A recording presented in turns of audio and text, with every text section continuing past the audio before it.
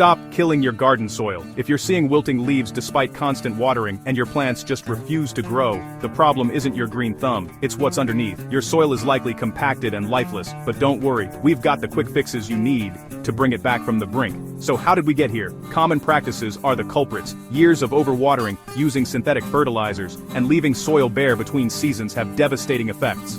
These actions strip away the very foundation of a healthy garden. They destroy the soil's living ecosystem, killing off beneficial microbes and earthworms. They also break down its structure and deplete essential nutrients. The result is compacted dirt that plant roots can't penetrate, leading to root stress and poor water retention.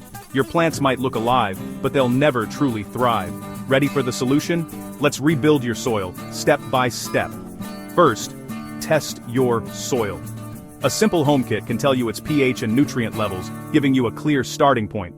Second, add organic matter. Generously apply a few inches of high-quality compost and top it with well-rotted mulch. This is the single most important step to feed soil life and improve structure. Third, stop over-tilling. Deep digging destroys the delicate fungal networks your soil needs. And fourth, always plant cover crops in the off-season to protect the soil and add nutrients. Finally, adopt worm-friendly habits. Avoid pesticides and keep your soil consistently moist but not waterlogged. The benefits are incredible. You'll see much better water retention, meaning you water less. Your plants will develop stronger, deeper roots, making them more resilient. You'll also notice fewer pests and enjoy steady, vigorous growth all season long. So let's recap the checklist to success. Test, compost, mulch, no-till, cover crops, and care for your worms. Give your soil life, and it will grow yours. Follow and subscribe for more garden wins.